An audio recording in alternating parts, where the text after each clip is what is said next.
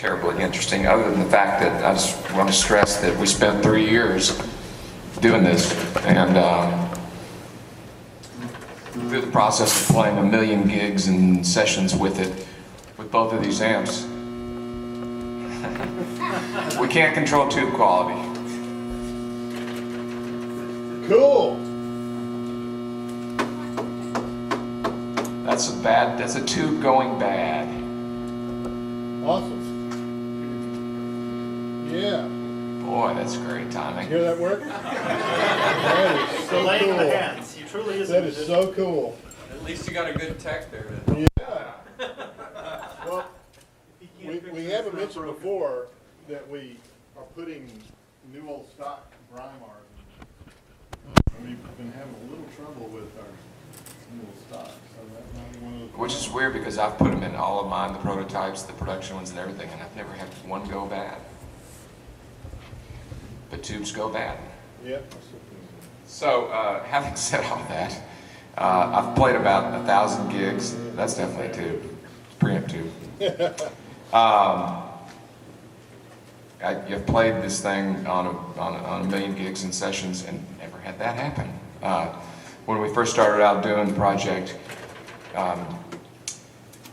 we started out with a 30-watt amp that had no master volume on it. It was solid state rectifier in a little tuxedo cabinet, totally different design than what we ended up with. And when we got this version going, we had some really interesting adventures where, you know, I was pushing Doug, let's get the plate voltage happening, let's make this thing sweat, you know, and he did it. And I've had a couple of instances where the power tubes actually broke off in a perfect circle. The caps broke off where the tube retainers went around them because they were so hot. So needless to say, we toned the heat down a little, the voltage, and then put 2 fans in the back of all of them. But it's great to have that stuff happen in the design process and not after they're already out there. You know, it was really important for me to make sure that the amps were equally road tested and studio tested, and I think that when you spend $3,000 on an amplifier, I'm not sure how much they cost, but you ought to get an amp that's good, you can use on any gig, and ought to be equally usable in the studio, which is an issue I've had in the past with certain vintage amps that sound kind of godlike if you're 6-10 feet in front of them. And then you take them into the studio and you have to keep moving the microphone around, and you never quite get that experience of standing in front of the amp.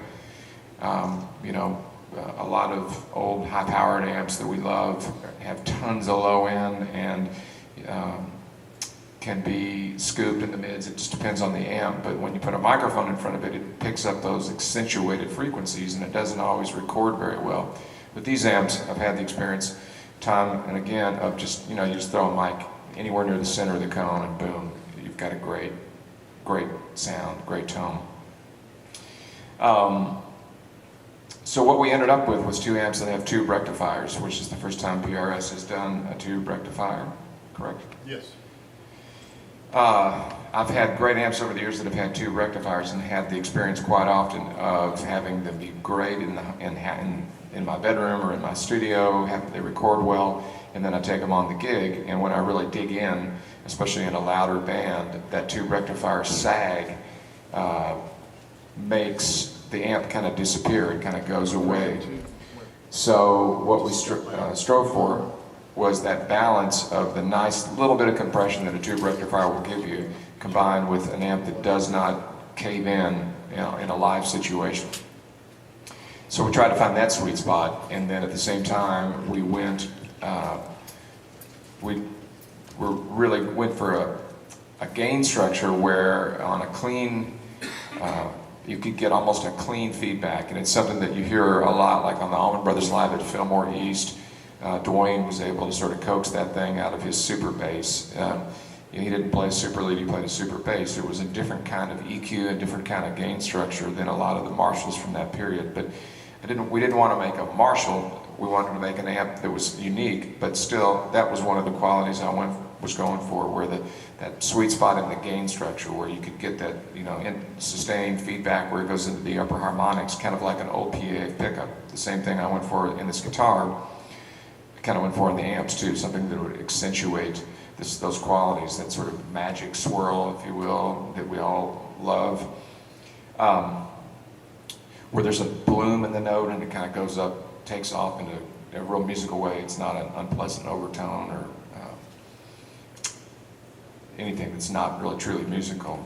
And then we went for an EQ curve and a tone stack that would allow me at least to, what I went for, normally try to achieve, is to get a really tight bottom end, clear low notes, a lot of bottom, but at the same time have the top notes be thick and creamy. And it's very, very hard to do that, because to get one or the other, if you get one, the other often suffers. It's hard to get both those things happening at the same time. So that was those three things were real crucial in designing these amps. Then when we did the 50, I had being somewhat of a Luddite when it comes to technology, really, again, once again, didn't want to make your typical 50-watt clone, Plexi Marshall or what, high watt, or all those amps that we love, have grown up loving.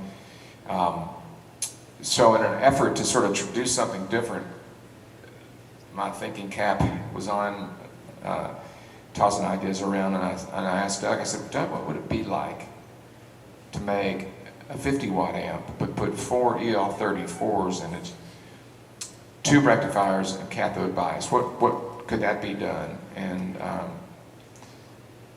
for just the briefest of moments, he was like, "Are you out of your mind?" It was just like it's fleeting. And he says, "Yeah, man, let me think about that." And so we ended up having to use 2 tube rectifiers, but there are 4 EL34s in the 50-watt amp, and what we ended up with was an incredibly robust sounding amp that really has a lot of thump in the chest. It's definitely louder and moves more air than the 30. They both do their own thing equally well. The master volumes work really well on both amps. They're both really musical, but I will say that the 50 is not for the faint of heart. It's not, if you're playing in a country band in a small little club, it's probably not the right choice. The 30, on the other hand, is much more manageable volume-wise, and has a few extra features on it, so they kind of fill a different niche for me. On my new record that's coming out in December, they're the only amps I used on the entire record, and I was able to just get any tone and every tone out of these 2 amps. I could have done it with one of them if I wanted to, but there are times when I would play a solo where I wanted maybe a little more compression, a little creamier thing, and I would use the 30, and then there were other times when I wanted to really just, Billy Gibbons circa 1978, those low notes that just jump through the speakers, and I would use the 50. But they both were kind of designed to achieve the same goal, have the same feel in my hands, which is a real important thing that I look for in an amp, is how does it translate? What I hear in my head, how can I make it come out of the amplifier? When I vary the string finger pressure in my left hand, when I play with a pick or fingers with my right hand, all those things change the tone. And when the amp is really responsive and working the way it feels good to me, I can do so much more. I can play less notes and feel like I'm doing more. I don't feel the need to, I don't have to I can slow down in a way, I can dig in. It's a very, I can play more relaxed. So I think we got there. And I got the first production models last Friday. They showed up at my house Friday about midday, and until I actually played through those production ones, I wasn't sure where we were gonna be. You never know. I've been playing these prototypes for a long time, so the production ones, did they change anything? Does it sound any different? And I played through them both, and it was just like, wow, we did it. It's very, very, very, very, a lot of gratitude for the experience of being able to work with Doug and have his talent and experience to draw on. A lot of humility, very humble guy. So it was very, it was just a lot of fun, and I couldn't be happier with him, except when the tubes, when a tube fails. That's in new old stock tubes. I'm using all these Brimars in the preamp stages. I haven't had any issues with them, but there's something to be said. These tubes sit on the shelf for 50 years, and I guess, whatever. I haven't had any issues with them, but We got 30 of them. They're the 30-30s that we're going to be putting the Brimar tubes. and you have plenty of replacements in case one goes bad. You can send off to people. Okay. Well, do we have? We have a 50 going, but Brandon was going to go change for 2 now. Okay. Well, yeah, let's wait for the 30 because it's kind of better to go 30 and then the 50. But in the meantime, that's kind of the story. If y'all want to ask any questions about anything, feel free. The one that you played out there, that was 30? When? When you were just out there on... Just now? I played the 50, but I played the 30 the other night. What I just played was the 50. That was 50. Those guys were playing 100-watt and 50-watt amps. I'm like, I need to have a little in reserve. But I played the 30 the other night when my band played Thursday night. Yes. Are you using current production tubes for the rectifiers and the power amplifiers? And with the high plate voltages you run, do you find certain brands work better You than assume others? half-play voltages. Well, we ended up with not that high plate voltage. We went for a lower plate voltage, and it's very complicated, which I'm now going to let Sure. you explain.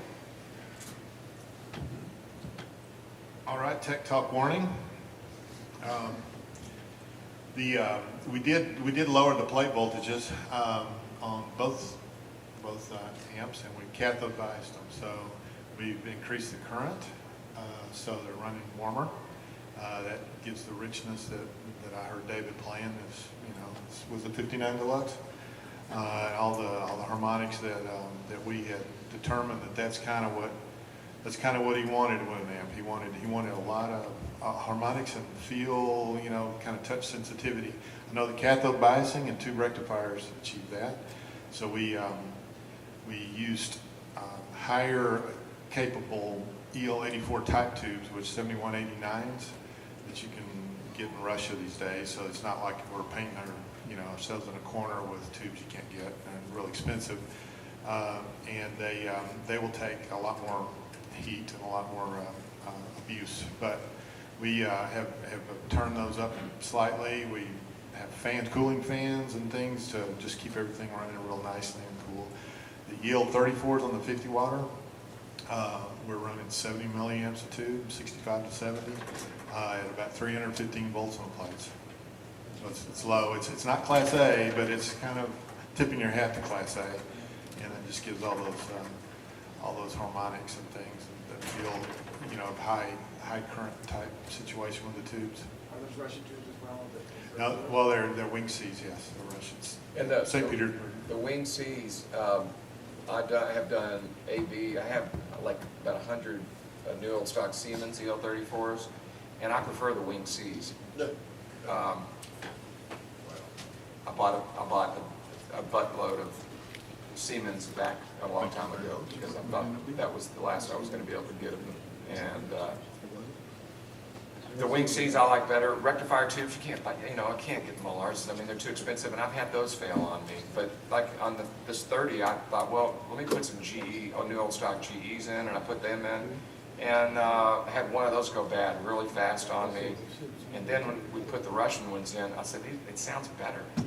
The Russian ones sounded better than the GEs. So the preamp tubes, the reason for the new old stock preamp tubes was Brimars. I felt like the top end on them was kind of a little smoother, warmer. In fact, I found that to definitely be true. Maybe we're down to the bottom of the barrel on them now. I don't know, but it's not like if you stick JJs in there or any of the new ones, it's not going to sound close. It's going to be, the difference is like this. Would you say that's the difference with the EL34s as well? Your Siemens versus the... I would say that the Wing C EL34s to me are a little bit more robust sounding. They're kind of in between like a Siemens EL34 and like the old big bottle Philips 60A7s, the American made ones. They're kind of in between that.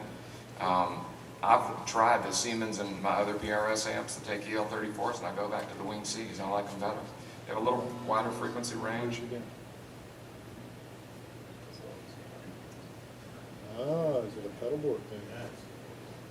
Is that pedal board thing? I don't know. Take the cord out. Well, it's not buzzing now, but it came. They're gonna blame it on my pedal board. That's what's gonna happen. It wasn't humming up in the lab. Is it plugged into some weird outlet with something else? Maybe. Yeah, he said it was quiet up there. It was fine up there. Huh? We'll turn it on. Let's see. Let's see what we got. Sounds like it works. So this is the 30, Doug. It is the 30, yes, and we adjusted the volume knobs to check. Let me set it up the way I kind of start. I don't know.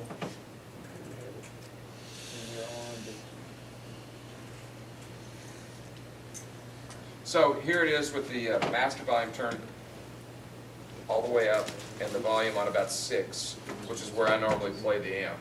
And that's kind of, there's a lot that goes on in the volume, the preamp volume knob between 6 and 7. It just, a lot of different things happen. You go from barely broken up to all kinds of extra harmonics come in. So,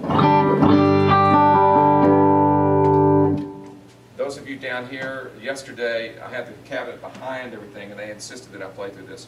You might want to just, I'm giving you fair warning on the volume. What? So right there, I'm just barely, you know, it's not dirty at all, and I'm already able to get beautiful little feedback things with the chord.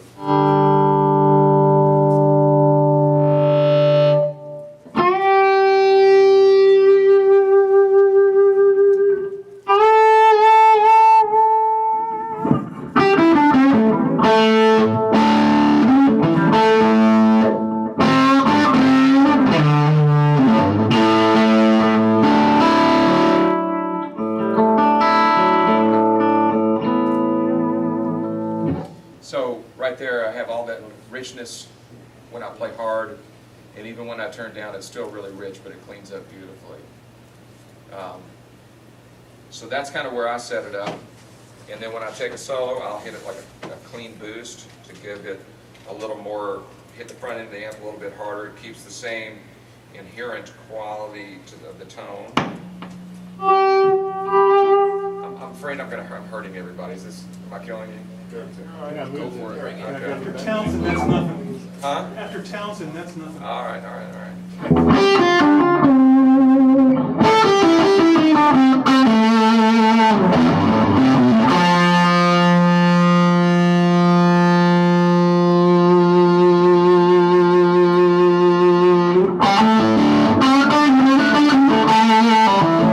Let's just add a clean boost back to.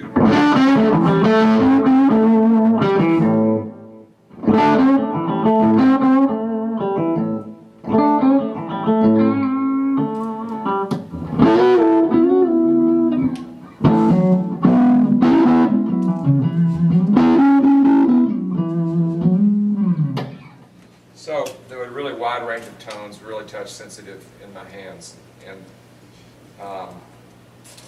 that little extra bit of compression really helps me when I'm doing like blues stuff or even country stuff, where I'm trying to really coax things out of the note. That it's not just a matter of taking my pick and striking the string. You know, there's a million ways you can hold your hand. You can use your fingers, but it allows me to really milk things.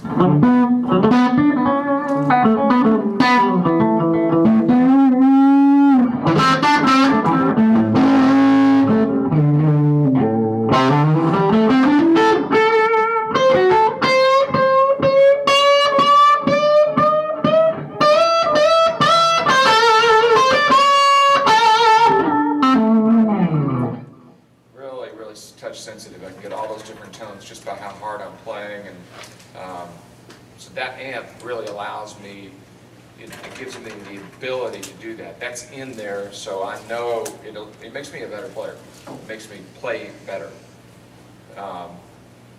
And that's kind of the goal. I mean, there's no substitute for practicing and everything, but you get to a certain point, at least I have got to a certain point where, I try not to obsess about gear too much, but every little thing that helps me sort of play better is it's just makes life more enjoyable. It makes playing music more fun, and having these amps has made everything more fun. I go to the gig and I can't wait to play, and I'm not, in spite, I don't know, this is a harsh sounding room, but like in the small club I play in every Tuesday night, I take this amp and I have it set at this volume, and there's tables right there, and I've never once seen anybody hold their ears or run or go, like that. So it's that whole idea of trying to keep the EQ in a friendly range without losing the definition on the low notes. I think that we got there, at least to my ears, which may be different than other people's ears. And that's another thing, it's like not everybody looks for the same thing in an amplifier, so I'm only talking about my experience and what works for me, having been around the block a few times and owned 100 and something amplifiers at least in my life. To get to this point, I felt the same way when we got to this guitar, that I had my guitar finally. It was it. I didn't want to change anything on it, and I had the same feeling with these amps. Another cool feature about this amp is that it will do, and I mean it's only on. It will really get high gain if you want it to get high gain. I'm going to turn the master volume down a little bit and then turn the preamp up.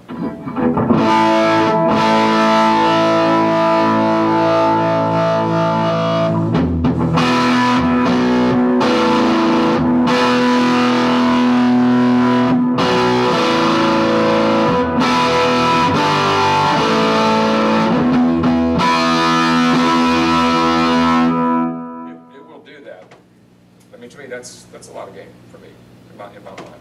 But one other wonderful feature, I'm going to put the settings back like I had them before. There's a boost and a normal switch on the back. And I'm going to put it on normal and turn the bright switch on. And I'm going to have my volume, turn my volume all the way up. Before, remember when I had it all the way up, it was power chordish. So here's the normal setting with the bright switch on.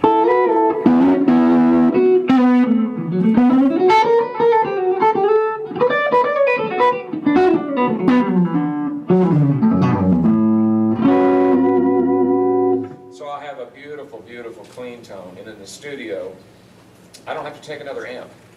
Or if I'm playing a gig where that's the tone I want, I'm not a jazz player, but man, I've plugged an arch top in. I have a cool old Johnny Smith Gibson, and it's like, it's so warm. And I mean, one of the things that I've fought over the years is getting a clean sound that still is rich and warm. Like the twin reverb on 2 or 3 is not musical. I can't play very well with it like that. And I've had issues in the past, just me personally, with channel switching amps where the clean channel is too clean and the dirty channel is too dirty. So that's just, for my style of playing, this is really a great thing to have. Now, live, I'm able to get the clean tones that I want by just turning the guitar down or varying my hand pressure. But in the studio, I can go much further like this. And I can, on a guitar that has a nice coil tap, if I go to single coil with this cleaner tone and like put some nice delay on it,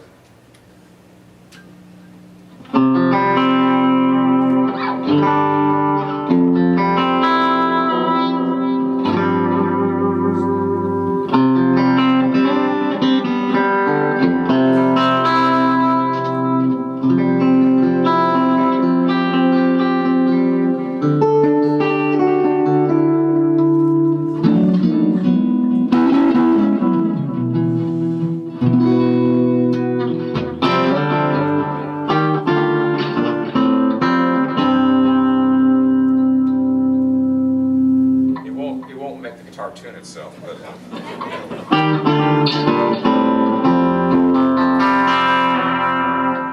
can get that super shimmery, clean tone that, I mean, mean, it's so far away from the initial tone that I started out with in humbucking on the boost setting, but it's still really organic and just juicy sounding, and so I have all the, I don't have to sacrifice harmonic richness and warmth when I go clean, and I love that about this amp. It's super, super versatile. So, do y'all have any questions about this particular amp? I'd be happy to let Doug tell you the details. Yeah. Is there an effects loop on that amp too? No, we're not going to put an effects loop on it. Straight to the front? No. How many, don't you see about half the people in the studio with effects lift? Never seen anybody use an effects loop in the studio, at least not since 1985. Okay. There you have it. Yes. So all your effects are going into the front end of the amp? Yes. So, I'm an old school Fender player, I have an HXDA that I absolutely love, and that's all I've been gigging with. That's a great amp. Awesome I use it. Everything on Ajax. Yeah. But, the gain levels are what you set a typical delay to Mhm. get it. I mean, I almost have to turn it off. That's what I do too. So it's barely on. Yeah, that's a function of the way the pedal is designed. It's not a problem with the amplifier. No, I know it's not a problem with the amp, I'm just wondering if it's possible to, are there better delay pedals with different? Yeah, I get a Strymon El Capistan and you'll never have to get another delay. That's my favorite. And it does allow, it has a lot more headroom on the mix control, like the Boss. I used to use the Boss DD3s a lot. Right. And man, it's like, just barely You crank it can't on. turn it, right. And if you use a lot of gain, it can be an issue. But I mean, effects loops are fine. I mean, it's just my personal taste. But to me, to keep the richness and the purity of tone, I've always had the best luck with this. And like Brent Mason, I work with him all the time in Nashville. Any of the guys that I work with in the studio, nobody uses an effects loop, ever. I don't. I mean, Tim Pierce might, I don't know, maybe, but I know, back in the day of the Bradshaw rigs and all that, that was a whole different world of, pre's and then power soaks and then effects and then. Too complicated for bar gigs. But really, it's just been my experience that that's the thing about delay. People freak out about the delays get dirty and everything. It's just, the hardest part is just getting them low enough. Right. Because it gets all soupy if you have too much gain, a lot of gain. Like you say, the Strymon, I have a Mobius, and it works for all that kind of modulation stuff. It's no problem. It's not That's another reason why I really prefer this approach of getting the really good crunchy rhythm tone out of the amp when I'm turned all the way up, and I can still play solos with it, but it'll, having the pedal, using the pedals to get that extra little bit of overdrive or going into distortion, having those in front of the delay is sort of like what happens in an effects loop, where the distortion stages in the amp hit the effects, and then you come back into the power amp, but you don't have all that circuitry you're going in. Right. But that's sort of my philosophy of the way I approach the way I play, which, everybody's got their own thing, and it's totally legit. Brent Mason plays with a compressor on almost all the time. He has an incredibly light touch, and it works. He gets an amazing tone. I mean, I can't say enough great things about him. He's an absolute monster in every sense of the word. If I were to play through his rig, it would sound terrible. So we all have to find our, and I play through Eric Johnson's rig. I don't sound like Eric. I play through Robin Ford's doubles. I sound like me. I mean, we all develop our own ways of playing, but I think another thing that I would like to say is that everybody in this room, every single one of you have your own voice. You all have your own voice. It's a God-given thing. There's nobody that sounds like you if you let you come out. And so that's a matter of, you have to copy other players at first. I copied lots of people. I memorized solos by players I loved. I tried to get their tones. But eventually, by doing that enough, then I started mixing things together, and the next, all of a sudden, then I get a gig. I go out and play a bunch of gigs, which is another thing, which was really the key thing in my development. I did my homework, and then I got to go play with other people on gigs. And once I started that, all of a sudden I realized that, man, people are saying, man, I can tell when it's you playing. And a lot of that has to do with this ability that when you play and you practice and you develop the ability to use your hands to shape your tone. And also find out what works for you, whether it's an effects loop or not. I mean, you know, whatever effects work, how much gain you use. I mean, whatever works for you is good. There's nothing, don't let ever, you know, I've said this before, don't let anybody tell you what you're doing is not good. Because if you like it and it feels good to you, it's, as far as I'm concerned, that's the most, you're being true to yourself. And so the more you can pursue your own thing, you know, the world will be a better place. You know, the more guitar players that have their own unique thing, the world is richer, and the musical world is richer when people discover new things that's unique, their own. And everybody in this room has the potential to do that, I'm telling you. Absolutely, without a doubt. I say that. I've seen it happen, and you know, it's just having sort of the courage to go out there and go for it. But some of these tools, they don't make you a great player, but they allow you to, at least for me, these tools, this guitar, these amps, allow me to be more me, and you know, express myself and get more nuance out of the guitar. It's all about the comfort zone. Yeah, and sometimes you have to step out of your comfort zone a little bit, but really it's finding your thing. And you know, all the players, you know, Carlos Santana, Brent Mason, you know immediately who it is when they hit a couple of notes. Dwayne Allman, Billy Gibbons, Wes Montgomery, Albert Collins, Albert King, B.B. King. I can tell them in 2 notes who they are, and that was they all have little different ways of approaching the instrument than the typical conventional way of doing it. So, I mean, all these are is a ways to an ends to a means. We all have to practice, and we have to. We have to do that, but at this point in my life, I say I get to practice and I get to play gigs because it's a privilege, and it's the, you know, where I get so much joy in my life is playing music, and I never want to take that for granted. So it's been a wonderful opportunity to work with Doug and to have this experience. I mean, you know, to be able to design these amps from the ground up and have the experience of them being better than I've even imagined them being. It's such an honor to have been a part of this and to have these opportunities. So I hope other people will enjoy playing, you know, at least find them inspiring. And it's not going to be the perfect amp for everybody, probably. I mean, I know it won't. But they've inspired me a lot. Can we hear the 50 now? Sure. All these people that came to see the acoustic thing probably don't want to walk out. Are we pushing, what's that? Yeah, if you're here for the acoustic thing. 30 watt model you were That was the 30, yeah. So the 50 is louder.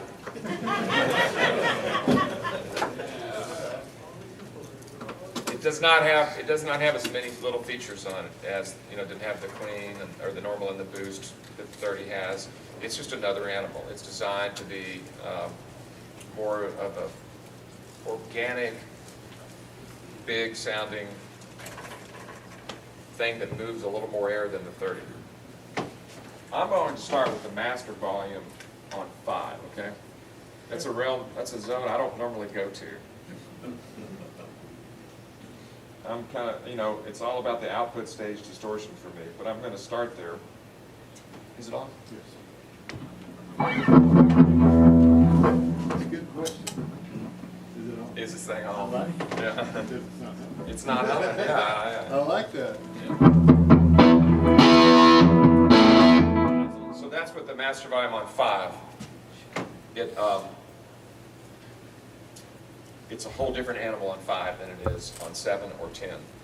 And one thing about this particular amp that we tried to incorporate was I have a Magic sounding high watt 50 watt amp, and the master volume on it, for some reason, it has so much influence on shaping the tone. I mean, it's just musical all the way down to about 5 or even 4.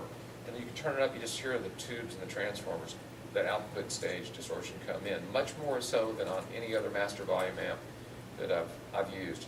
So this one is, I mean, I'm very comfortable playing with the master on 5 at that point, and I'm able to take this amp to certain gigs where I'm not sure whether I need a 30 or a 50, but it's this way I know that I've got the power in reserve if I need it.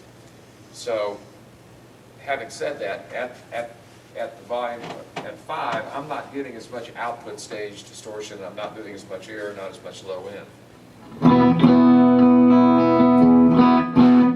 But it sounds really good, and I can turn it down and still get the same.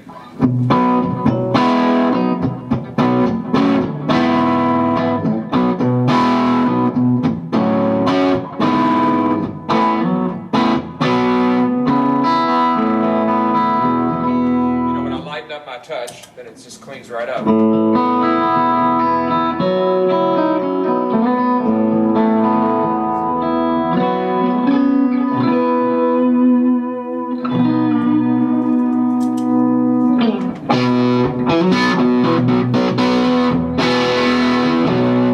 I turn it up, that's there. I mean, that's almost like a channel switching amp. So I'll turn the master up a little bit. Or a lot. I'm not here. Yeah, that's perfect timing. Danger.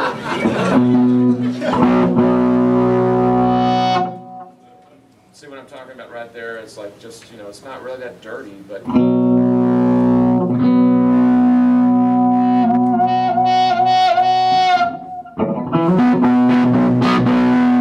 That's really not very dirty at all, but I'm getting the feedback out of it, and that's, Can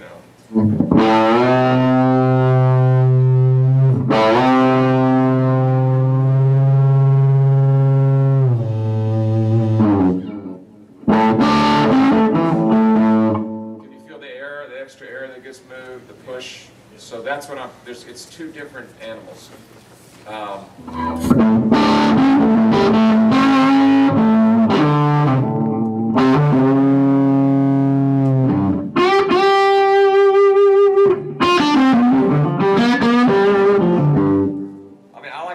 So I like them both. I don't like one better than the other. So that's with the preamp on just 5.5 and the master on about 7. And I took this over to Eric Johnson's studio and he played through it. And I'm thinking he's going to hate this amp. He likes so much gain. And the first thing he said to me, he goes, "Man, I can't believe how much gain this thing has." So again, it takes pedals incredibly well. When you have that backbone there of those 4 tubes and the big transformers, you can hit it with a distortion pedal, and it will really, it's really, really musical.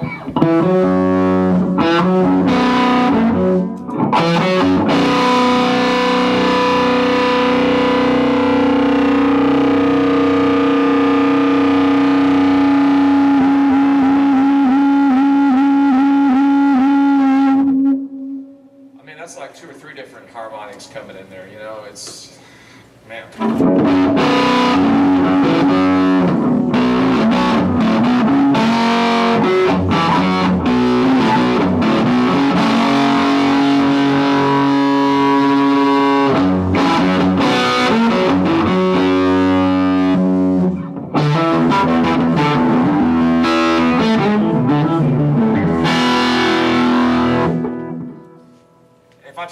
If I turn the master all the way up, it even gets louder and bigger and more gain, and you want me to do it? Okay.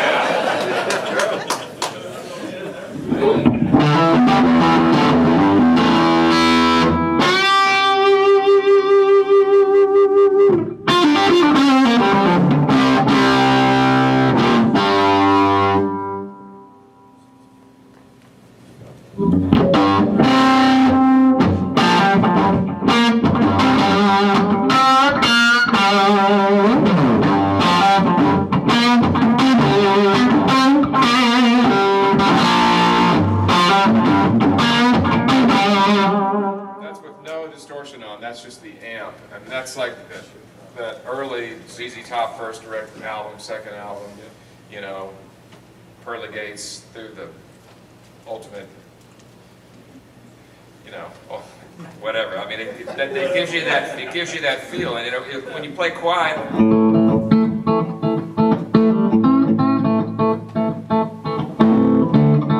Totally clean.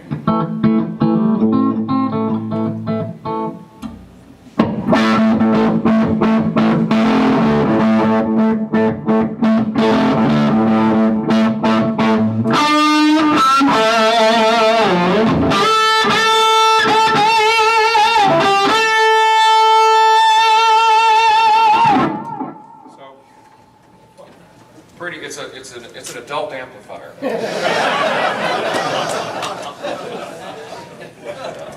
That's about all I got to say about that one. I don't know. It's kind of covers the, you know. So this is not. They just do two different things, and you know, having both of these covers everything for me. A lot of versatility, a lot of options, and. And like what Lopez says, that's probably half his pedals home. I'm sorry? Lopez says he's even on the 50 watt and the HDX, he's saying half of his pedals that he usually has, he's leaving home because of the versatility. Well, there's a lot of room for tumbleweeds to blow through this board. There's a tuner, and then there's a little memory pedal for my delay, which gives me another preset delay sound. Volume pedal I never use except to tune. And then I've got a clean boost and a distortion pedal, and then this little thing that I turn on for about 10 seconds a night.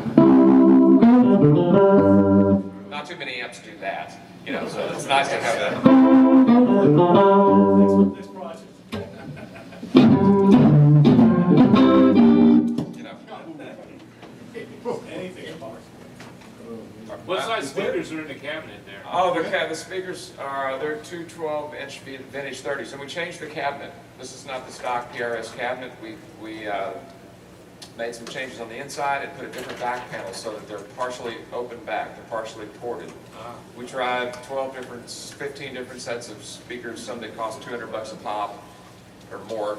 I mean, wholesale $200 a pop, and didn't find anything we liked better. And so I'm like, maybe it's not the speakers that's and said, what is that interior? What is that baffle in the middle of the cabinet in there for? And Doug's like, I'm not really sure.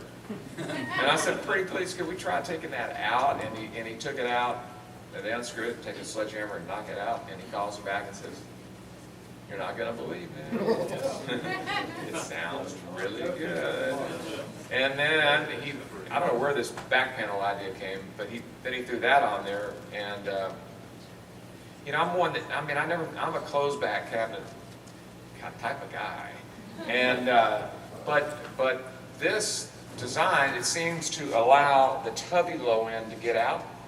And on a smaller stage, especially with the 30-watt amp, instead of being like this tractor beam of vintage 30s pointed straight at two people, it allows the sound to dissipate out a little bit, come around, envelop you on a stage. Like in Austin on my Tuesday night gig, the stage is kind of like a triangle.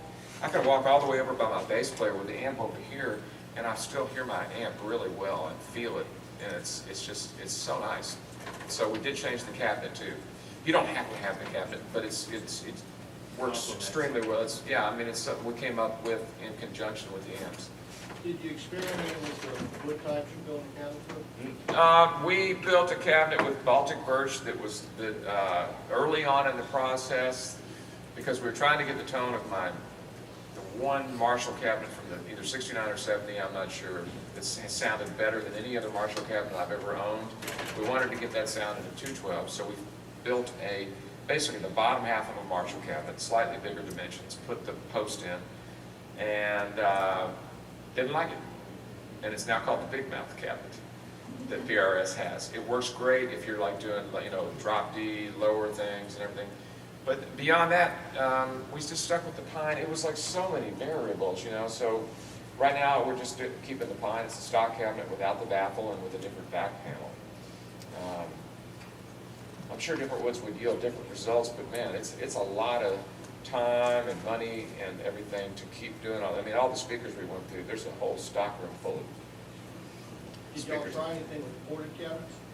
This is ported. Kind of, it's a. Well, I don't know if that's, Not is that like officially teal ported? ported, not like teal ported, but these we Can consider. you lift it up and show? Yeah, these we consider kind of a, we call them ports.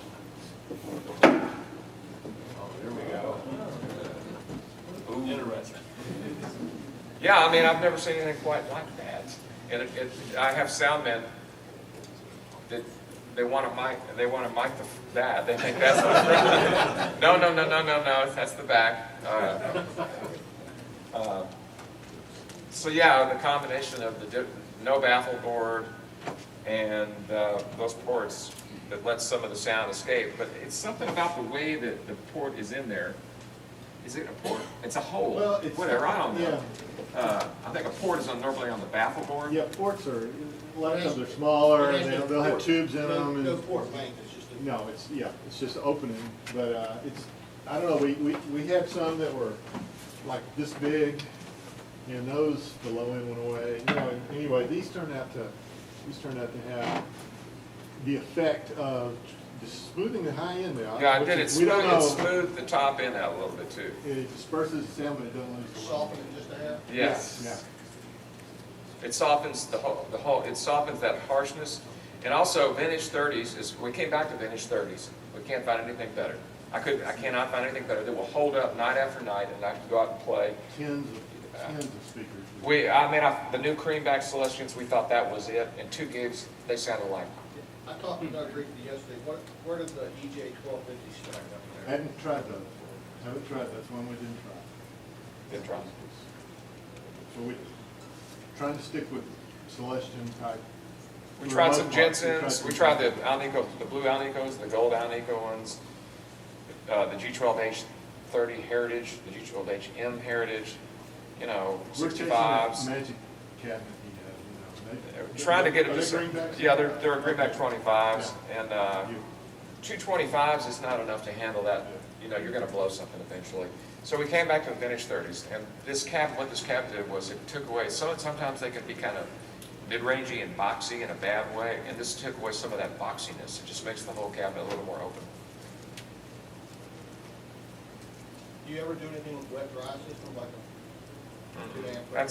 No, I don't. I mean, I carry all my own gear, and it's enough. I mean, it's to carry as it is. And I just, you know, Mike Landau does a really cool thing with that, where he does one amp that has a ton of reverb, and the other one's dry and everything. And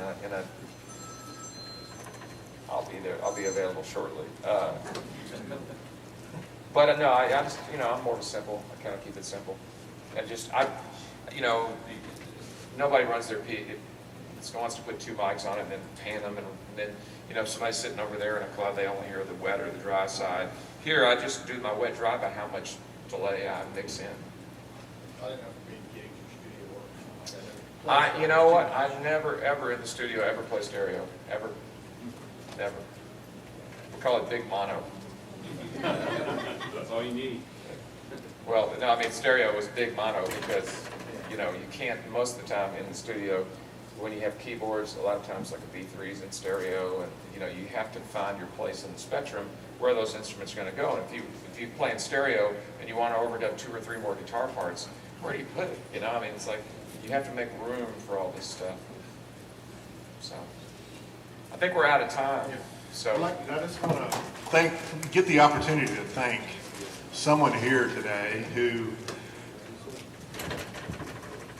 support and love and understanding over 20 years of fiddling with these amplifiers, stealing time from her, is my wife Karen. all right.